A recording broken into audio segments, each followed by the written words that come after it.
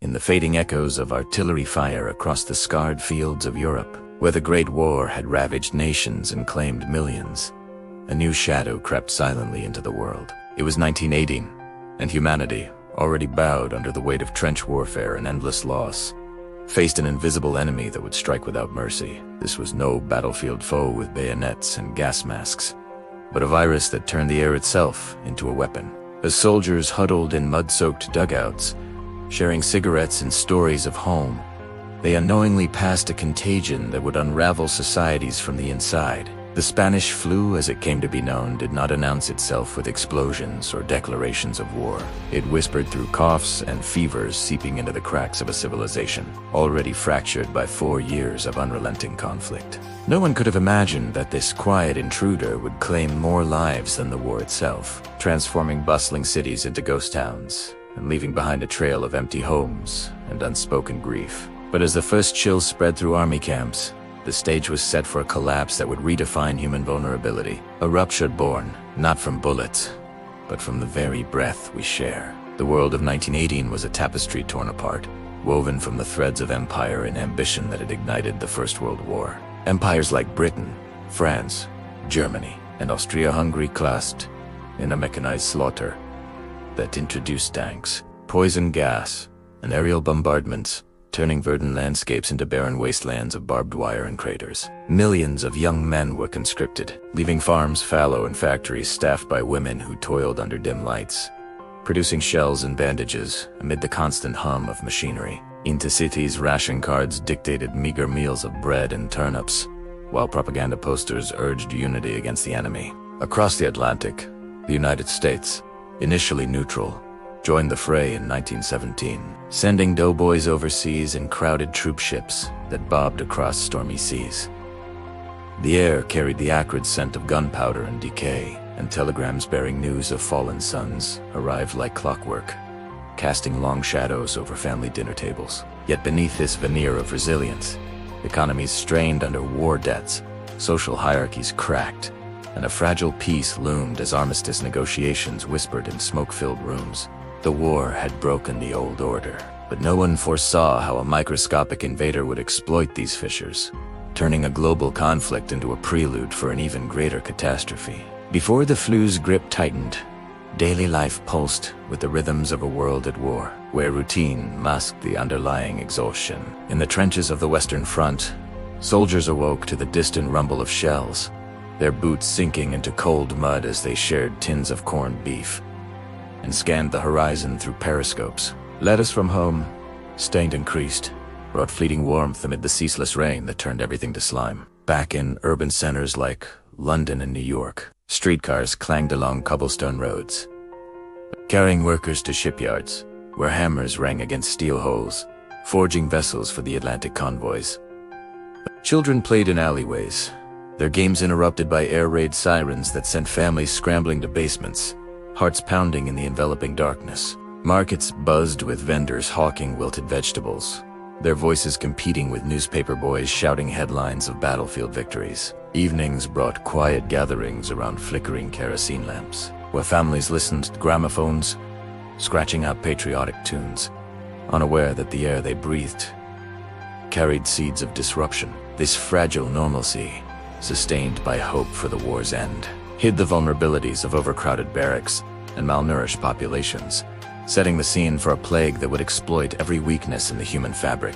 The early warning signs emerged subtly, like a faint cough in a crowded room, dismissed amid the clamor of war. In March 1918, at Camp Funston in Kansas, a U.S. Army cook named Albert Gitchell reported to the infirmary with a sore throat and fever, his body aching as if from a long march. Within hours, dozens of soldiers followed, their barracks filling with the sounds of labored breathing and muffled groans under woolen blankets. Doctors noted these symptoms: high temperatures, headaches, and fatigue, but attributed them to the common grip, prescribing rest and aspirin in the dim light of canvas tents. As troops mobilized for Europe, the virus hitched a ride on steamships, where men slept in hammocks, stacked like sardines, the salty sea air mingling with the first hints of illness. In Europe, cases dotted military hospitals, But censorship clamped down on reports to maintain morale, leaving the public in blissful ignorance.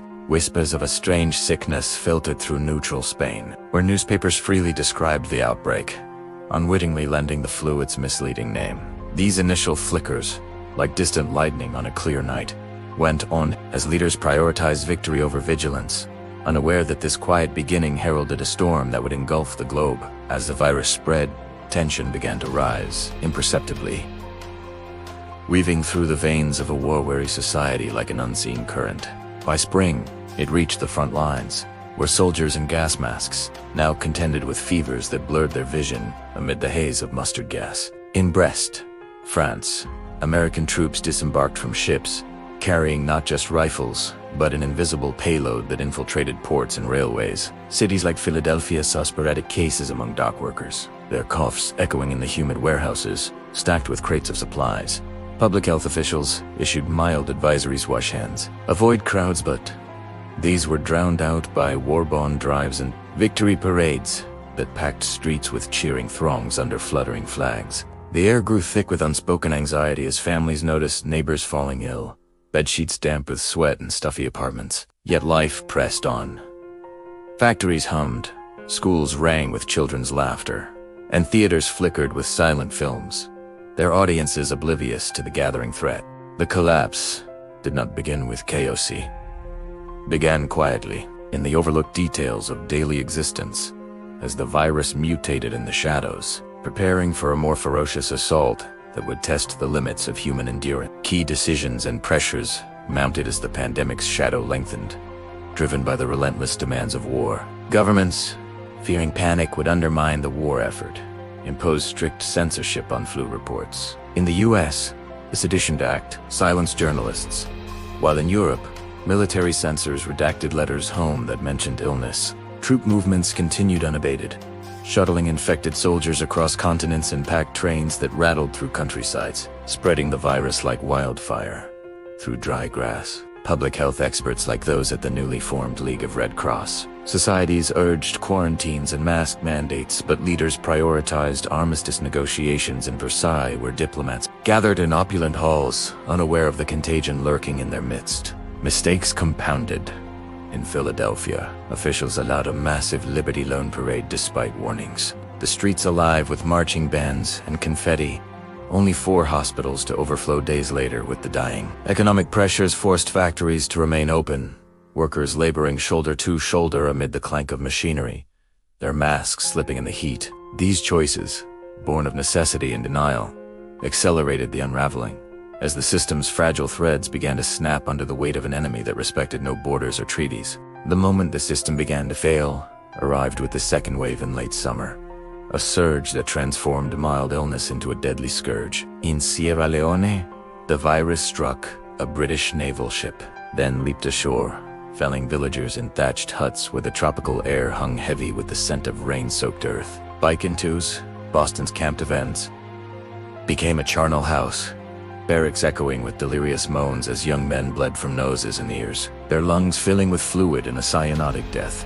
Hospitals, already strained by war, wounded, buckled under the influx. Nurses in starched uniforms moved like ghosts through wards lit by flickering bulbs, stacking bodies in corridors when morgues overflowed. Cities imposed lockdowns too late. San Francisco mandated gauze masks, their citizens navigating foggy streets with muffled voices, while New York's subways ground to a halt, platforms silent save for the occasional hacking cough. The failure was palpable in the empty schoolyards, where swings creaked in the wind, and in churches where priests intoned the last rites over mass graves dug by steam shovels in potter's fields. By the time the signs became clear, it was already too late. As the pandemic's grip tightened, exposing the cracks in a world infrastructure ill-equipped for such an onslaught, human consequences unfolded in waves of unimaginable suffering, as the flu tore through families and communities with ruthless efficiency. In remote Alaskan villages, entire populations vanished, leaving igloos silent under the aurora's glow. Survivors wandering snow-swept trails in search of aid that never came. Urban tenements became tombs, where mothers clutched feverish children in dim rooms, reeking of camphor and despair.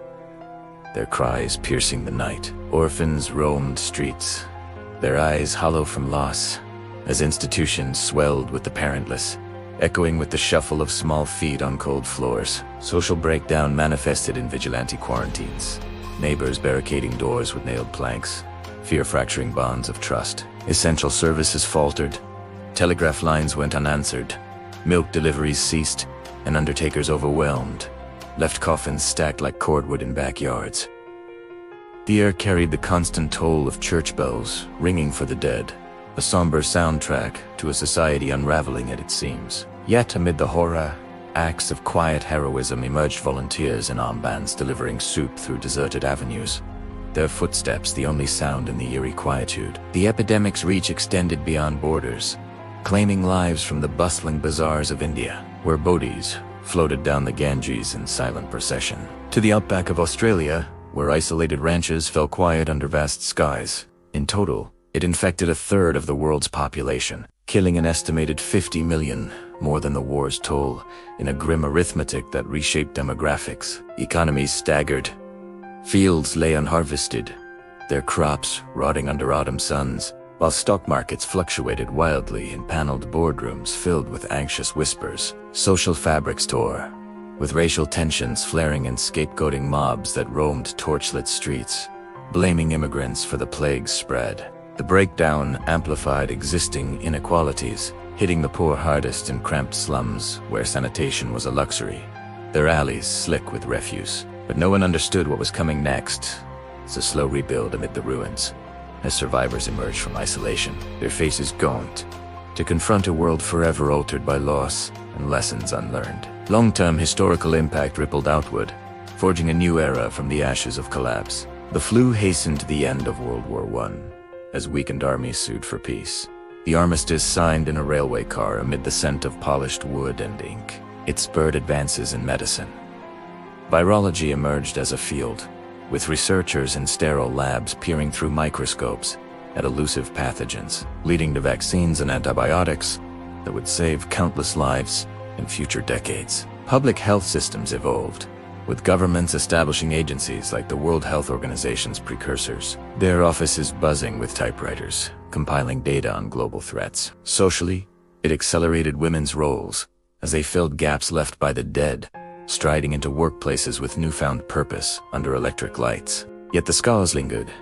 Generational trauma echoed in literature and art. From Hemingway's sparse prose, capturing war's futility, to paintings depicting masked figures in desolate landscapes, the pandemic exposed the fragility of progress, reminding civilizations that empires could crumble not just from conquest, but from the microscopic, a lesson etched in the collective memory like faded inscriptions on ancient ruins. In the aftermath, as the world pieced itself back together, the Spanish flu stood as a haunting testament to humanity's hubris in the face of nature's indifference. Streets once silent with grief began to stir again, with the clatter of horse-drawn carts and the laughter of children returning to playgrounds under clearer skies. Yet the rupture had reshaped the map of existence, leaving behind a legacy of vigilance and vulnerability. Societies rebuilt, but with an undercurrent of unease, knowing that collapses often arrive unannounced, exploiting the fractures we ignore. As we reflect on this invisible cataclysm, the air seems thicker with the weight of history, a reminder that the threads binding us are as delicate as breath itself, and that in moments of rupture, the true measure of civilization is not in its endurance, but in its capacity to rise from the silence that follows.